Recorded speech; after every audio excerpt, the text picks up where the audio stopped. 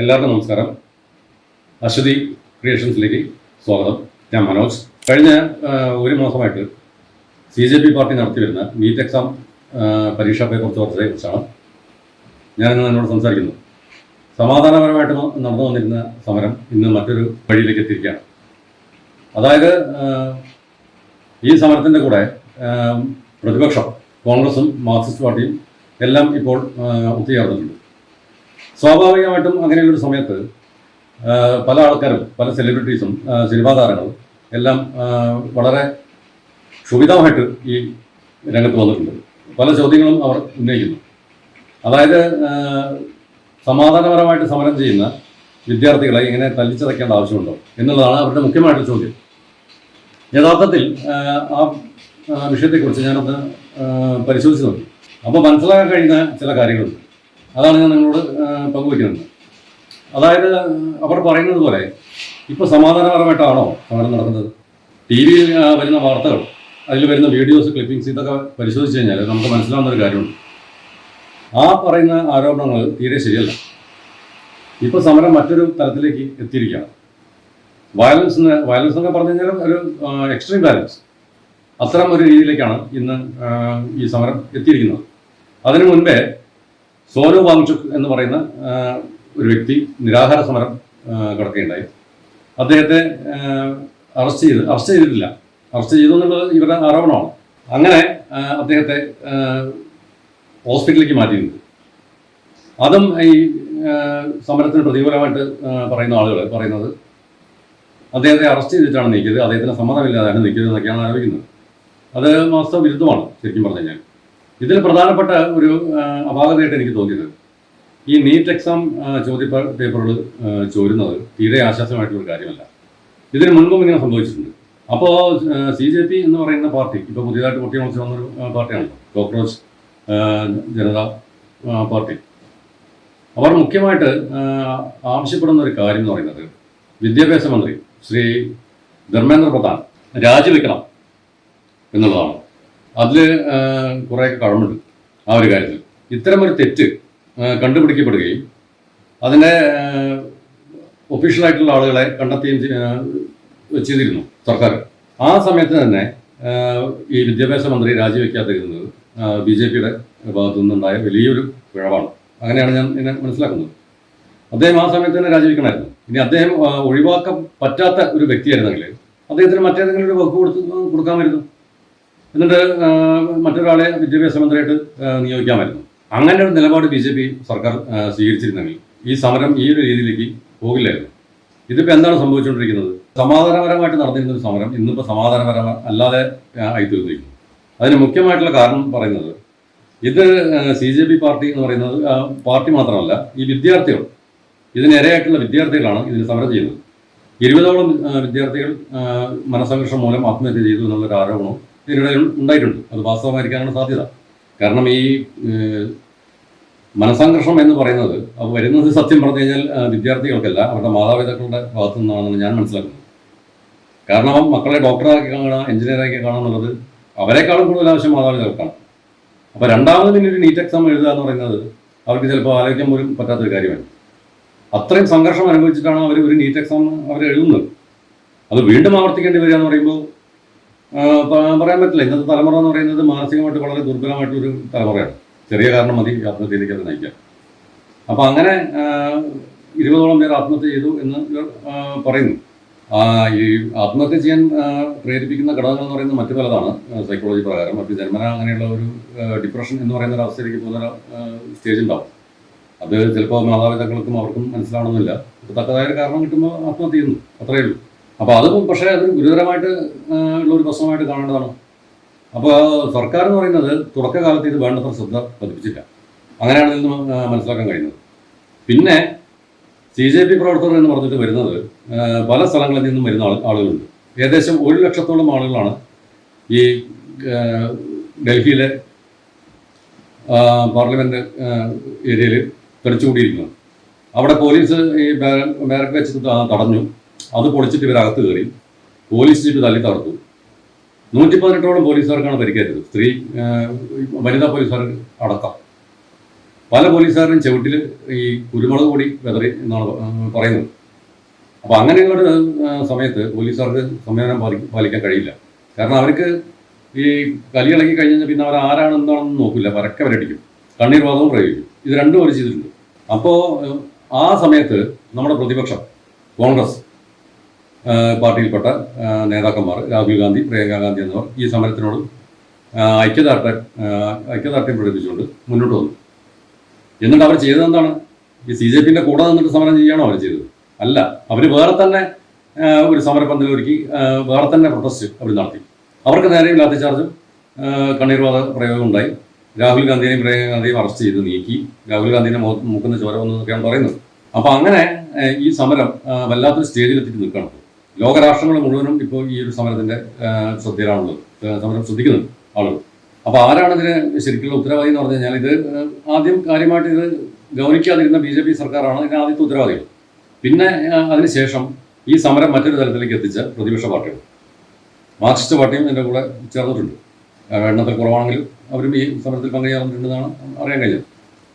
അതിനിടയിലാണ് നമ്മുടെ celebrities, cinema താരങ്ങൾ, ഒന്നാമതായിട്ട് വിസ്മയ മോഹൻലാൽ, അവരാണ് ആദ്യം ഈ തിരി കൊളുത്തി വെച്ചത്. സമാധാനപരമായിട്ട് നടത്തുന്ന ഒരു സമരം അടിച്ചമർത്തുന്നത് ജനാധിപത്യ രീതിയാണോ എന്നാണ് അവർ ചോദിച്ചത്. അതിന് പുറകെ അതിനെ പിന്തുണയുമായിട്ട് ടൊവിനോ തോമസ്, കുഞ്ചാക്കോ ബോബൻ, നസറുദ്ദീൻ ഷാ, ഇവരൊക്കെ രംഗത്തെത്തിയിരിക്കുന്നു. ശരിക്കും പരിശോധിച്ച് കഴിഞ്ഞാൽ അവർ പറയുന്നതിൽ എന്തെങ്കിലും കാണുന്നുണ്ടോ? സമാധാനപരമായിട്ടാണോ ഇപ്പോൾ സമരം നടക്കുന്നത്? അല്ല. ഇപ്പോൾ അത് രാഷ്ട്രീയവൽക്കരിച്ചിരിക്കുന്നു. രാഷ്ട്രീയവൽക്കരിച്ചിരിക്കുന്നു പറഞ്ഞു കഴിഞ്ഞാൽ അത് ശരിക്കും ഒരു പൊളിറ്റിക്കൽ ഡ്രാമയായിട്ട് മാറിയിരിക്കുന്നു ഈ സമരം. ശരിക്കും പരിശോധിച്ചാൽ മനസ്സിലാകുന്നതാണ്. അതേസമയം നമുക്ക് ആശങ്ക ഉണർത്തുന്ന പല കാര്യങ്ങളും ഞാൻ ഇന്നലെ പല വീഡിയോയിൽ കണ്ടു. ഒരു യുവതി, ഒരു 18-20 വയസ്സേ ഉണ്ടാവുള്ളൂ. ആ യുവതി പരസ്യമായിട്ട് TV-യിലെ ചാനലിനോട് പറയുകയാണ്, പ്രധാനമന്ത്രിയെ ഞാൻ വധിക്കും, പ്രധാനമന്ത്രി നരേന്ദ്രമോദിയെ ഞാൻ വധിക്കും. വധിക്കണം എന്നല്ല പറയുന്നത്, ഞാൻ വധിക്കും, അങ്ങനെയാണ് പറയുന്നത്. എന്തുകൊണ്ടാണ് ആ യുവതിയെ അപ്പം തന്നെ അറസ്റ്റ് ചെയ്തിരിക്കുന്നത് എന്നാണ് എൻ്റെ ചോദ്യം. അങ്ങനെയുള്ള ആ ഒരു പ്രസ്താവന എന്ന് പറയുന്നത് തികച്ചും രാജ്യവിരുദ്ധമായിട്ടുള്ളൊരു കാര്യമാണ്. പ്രധാനമന്ത്രി വധിക്കും എന്നുള്ള ഒരു 10-20 വയസ്സുള്ള ഒരു പെൺകുട്ടി പറയാൻ മാത്രം ധൈര്യം എങ്ങനെ വന്നു വരുന്നത്? ആരാണ് അവർക്ക് പിന്നിലുള്ളത്? CJP പാർട്ടി മാത്രമല്ല എന്നാണ് ഞാൻ ഊഹിക്കുന്നത്. ഞാൻ അങ്ങനെയാണ് മനസ്സിലാക്കുന്നത്. 1 ലക്ഷത്തോളം ആളുകളാണ് ഈ സ്ഥലത്ത്, അതായത് പാർലമെന്ററി ഏരിയ, അത് ഹൈലി സെക്യൂരിറ്റി ഏരിയ ആണ്. ഇതിൽ അവർ പാലിക്കേണ്ട ഈ സമരക്കാർ പാലിക്കേണ്ട ചില പ്രോട്ടോകോളുണ്ട്. അതായത് ഡൽഹി പോലെയുള്ള സ്ഥലത്ത് പാർലമെന്ററി ഏരിയയിൽ ഇതേപോലെയുള്ള ഒരു പ്രൊട്ടസ്റ്റ് നടത്തുമ്പോൾ മുൻകൂട്ടിയിട്ട് അനുവാദം വാങ്ങേണ്ടതുണ്ട്. മാർച്ച് നടത്തുമ്പോൾ പ്രത്യേകിച്ചും പാർലമെന്റിലേക്ക് മാർച്ച് നടത്തുമ്പോൾ, അവരുടെ പാർലമെന്ററി സെഷൻ നടന്നുകൊണ്ടിരിക്കുന്ന ഒരു കാലയളവാണത്. അത് മുൻകൂട്ടി അവർ വാങ്ങിച്ചിട്ടില്ല എന്ന് മാത്രമല്ല, അത് തടയുന്ന പോലീസുകാരെ അങ്ങോട്ട് ആക്രമിക്കുകയാണ് ഇവർ ചെയ്തിരിക്കുന്നത്. അതായത് ആ ബാരക്കെല്ലാം മാറ്റി 10-20 പോലീസ് ജീപ്പുകൾ അടിച്ചു തകർത്തു, ചില്ലും എല്ലാം അടിച്ചു തകർത്തു, സ്വകാര്യ വാഹനങ്ങൾ തകർത്തു, പൊതുമുതൽ നശിപ്പിച്ചു. ഇങ്ങനെയുള്ളൊരു രീതിയിലേക്ക് സമരം മാറണമെന്നുണ്ടെങ്കിൽ എന്തായാലും ഇത് നീറ്റ് എക്സാം ആയിട്ട് ബന്ധപ്പെട്ടിട്ടുള്ള ഒരു കാര്യം മാത്രമായിട്ട് ഒതുങ്ങുന്നതാണെന്നുള്ളത് എനിക്ക് തോന്നുന്നില്ല. ഞാനങ്ങനെ വിചാരിക്കുന്നില്ല. ഇതിൻ്റെ പിന്നിൽ മറ്റേതോ ഒരു ഗൂഢശക്തി ഇതിൻ്റെ പിന്നിലുണ്ടെന്നാണ് ഞാൻ മനസ്സിലാക്കുന്നത്.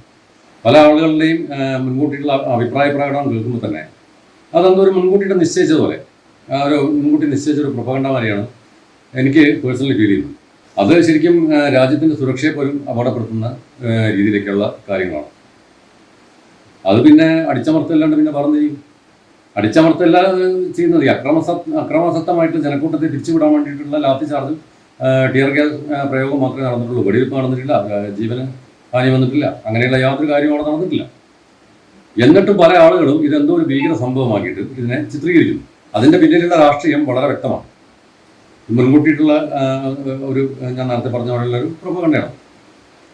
അപ്പോൾ അത്തരം ആരോപണങ്ങൾ നടത്തുന്ന നമ്മുടെ സിനിമാ താരങ്ങൾ ഒരു കാര്യം ഓർമ്മിക്കണം, അല്ലെങ്കിൽ അവരുടെ ശ്രദ്ധയിലേക്ക് ഞാൻ ഒരു കാര്യം കൊണ്ടുവരികയാണ്. വിദ്യാർത്ഥികളെ തള്ളിച്ചതച്ചത് എന്തായാലും തെറ്റാണെന്ന് നിങ്ങൾ പറഞ്ഞതിനോട് ഞാൻ വിയോജിക്കുന്നില്ല. കാരണം അത്തരം അഭിപ്രായ പ്രകടനം നടത്താനുള്ള സ്വാതന്ത്ര്യം നമുക്കുണ്ട്. ഞങ്ങൾ എന്ത് പറയണം എന്നുള്ളത് തീരുമാനിക്കുന്നത് നമ്മൾ തന്നെയാണ്. പക്ഷെ എന്നാലും ഞാനൊരു ചോദ്യം നിങ്ങളോട് ചോദിക്കട്ടെ. നമ്മുടെ കേരളത്തിൽ ഇതിനിടയിൽ എന്തെല്ലാം പ്രൊട്ടസ്റ്റ് ഉണ്ടായി? ജനങ്ങളുടെ പല രീതിയിലുള്ള ജനകീയ സമരങ്ങളും കഴിഞ്ഞ 5 വർഷത്തിനിടയിൽ നടന്നു. അതിൽ ഒന്നാമത് എടുത്തു പറയേണ്ടത് ആശാ വർക്കർമാരുടെ സമരമാണ്. ഒരു 2000-3000 രൂപ കൂട്ടി കിട്ടാൻ വേണ്ടിയിട്ട് എത്ര കാലമാണ് അവർ സമരപന്തലിൽ ഇരുന്നത്? നമ്മുടെ സിനിമാ താരങ്ങൾ, നിങ്ങൾ ഈ പറയുന്ന ആൾക്കാർ ആരും അത് കണ്ടില്ലേ? ഒരു പ്രസ്താവനയും നിങ്ങൾ നടത്തിയായിട്ട് ഞാൻ കേട്ടില്ല. ഞാൻ പരിശോധിച്ച് നോക്കി, ഇല്ല, ആരും പറഞ്ഞിട്ടില്ല. ടൊവിനോ തോമസ് അടക്കം പറഞ്ഞിട്ടില്ല. എല്ലാ കാര്യത്തിനും പെട്ടെന്ന് പ്രതികരിക്കുന്ന ഒരാളാണ് ടൊവിനോ തോമസ്. പ്രത്യേകിച്ചും വയനാട് ദുരന്തത്തിലൊക്കെ അദ്ദേഹം സജീവമായിട്ട് ഇടപെട്ടിരുന്നു. അതുകൊണ്ടാണ് ടൊവിനോൻ്റെ പേര് ഞാൻ എടുത്തു പറഞ്ഞത്. വിസ്മയ മോഹൻലാലിൻ്റെ അടുത്ത സിനിമ അല്ല, പുതിയതായിട്ട് അവർ ഇൻട്രൊഡ്യൂസ് ചെയ്യുന്ന സിനിമ തുടക്കം എന്ന് പറയുന്ന സിനിമ അടുത്ത ആഴ്ച റിലീസ് ചെയ്യാനിരിക്കുകയാണ്. ആ സമയത്താണ് അവർ ഇങ്ങനെ ഒരു പ്രസ്താവനയായിട്ട് വന്നിരിക്കുന്നത്. ഇത് ആ സിനിമയുടെ ഒരു പ്രൊമോഷൻ്റെ ഭാഗമായിട്ടല്ലാതെ എങ്ങനെയാണ് ഇത് കാണാൻ സാധിക്കുന്നത്? വായിൽ കോലിട്ട് കുത്തിക്കഴിഞ്ഞാൽ പോലും ശബ്ദിക്കാത്ത മോഹൻലാൽ ഇപ്പോഴും അതിനെക്കുറിച്ചൊരു അഭിപ്രായം പറഞ്ഞിട്ടില്ല. ഇത് ജനശ്രദ്ധ കിട്ടാൻ വേണ്ടിയിട്ടാണെന്നുള്ളത് മനസ്സിലാക്കാൻ എന്താണ് ഇത്ര വലിയൊരു ബുദ്ധിവ്യായാമത്തിൻ്റെ ആവശ്യമില്ല. മറ്റുള്ള ആൾക്കാരുടെ സ്ഥിതിയും എല്ലാം തന്നെ. ടൊവിനോ തോമസിൻ്റെ ആയാലും കുഞ്ചാക്കോ ബോബൻ്റെ ആയാലും എല്ലാം സിനിമ അടുത്ത ആഴ്ച റിലീസ് ചെയ്യാനിരിക്കുന്നുണ്ട്. അപ്പോഴാണ് അവർ ഇത്തരം ഒരു പ്രസ്താവനയായിട്ട് ഇറങ്ങിയിരിക്കുന്നത്. ആശാ വർക്കർമാരുടെ സമരം ഒന്നും രാഷ്ട്രീയം കാണേണ്ടതില്ല. അതിനെതിരെ എന്തെങ്കിലും ഒരു വാക്ക് ആരെങ്കിലും പറഞ്ഞു? PSC നിയമങ്ങൾ, അതായത് ക്രമം തെറ്റിച്ചിട്ടുള്ള പിൻവാതിൽ നിയമനങ്ങൾ ഒരുപാട് കഴിഞ്ഞ 5-6 വർഷമായിട്ട് നടന്നിട്ടുണ്ട്. അതിനെതിരെ ഏതെങ്കിലും ഒരു സിനിമാ താരം എന്തെങ്കിലും ഒരു അക്ഷരം ഉരിയാടിയോ? ഇല്ല. അപ്പോൾ ഇതിൻ്റെ പിന്നിലുള്ള രാഷ്ട്രീയം വളരെ വ്യക്തമാണ്. ഇത് അമേരിക്കയിൽ ഇരുന്നിട്ട് ഒരാൾ രൂപീകരിച്ചൊരു പാർട്ടിയാണ് ഈ CJP എന്ന് പറയുന്ന പാർട്ടി. അതിന് ശരിക്കും പറഞ്ഞു കഴിഞ്ഞാൽ യാതൊരു ക്രെഡിബിലിറ്റി ഇല്ല. ഇത് വിദ്യാർത്ഥികളുടെ സമരമാണ്, അവരുടെ ആവശ്യമാണ്. ഈ നീറ്റ് പരീക്ഷയിൽ ചോദ്യപേപ്പർ ചോരുന്ന ആ ഒരു സമ്പ്രദായം എന്നേക്കുമായിട്ട് നിർത്തലാക്കാൻ വേണ്ടിയിട്ട് തുടങ്ങിയൊരു സമരമാണത്. അത് CJP ഏറ്റെടുത്തു, പിന്നീട് പ്രതിപക്ഷം ഏറ്റെടുത്തു, പിന്നെ അടിയും ബഹളവുമായി.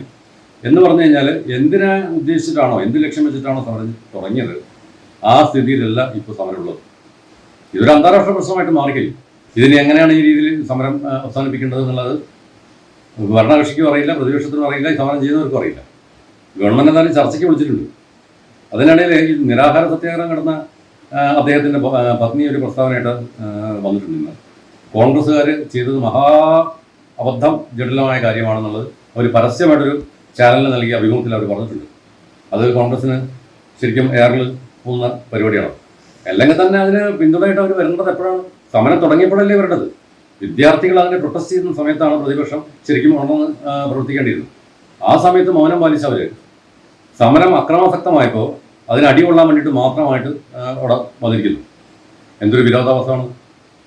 അവരുടെ നിലകളിയല്ലേ അവർ ചെയ്തത് ശരിക്കും പറഞ്ഞു കഴിഞ്ഞാൽ. അതായത് ഭരണകക്ഷിക്ക് തന്നെ അവരെ അടിക്കാനൊരു വടി അവർ തന്നെ ഉണ്ട്. അപ്പോൾ ചർച്ചയ്ക്ക് വിളിച്ചപ്പോൾ CJPൻ്റെ 2 ആളുകൾ മാത്രമാണ് ഇപ്പോൾ നിന്ന് അവിടെ ചർച്ചയ്ക്ക് പോയിട്ടുള്ളത്, മന്ത്രിയുടെ അടുത്ത്. എന്നിട്ട് അവർ ഞങ്ങളെ ബന്ദിയാക്കി എന്നൊക്കെ പറഞ്ഞിട്ടൊരു പ്രസ്താവന ഇറക്കിയതായിട്ട് ഇപ്പോൾ ലേറ്റസ്റ്റ് ആയിട്ടൊരു ന്യൂസ് വന്നിട്ടുണ്ട്. അതെന്താണ് അതിൻ്റെ സത്യാവസ്ഥ എന്നുള്ളത് മുഴുവൻ എനിക്കറിയില്ല. അത് കുറച്ച് കഴിഞ്ഞാൽ അതിൻ്റെ യഥാർത്ഥ ചിത്രം പിടികിട്ടുള്ളൂ.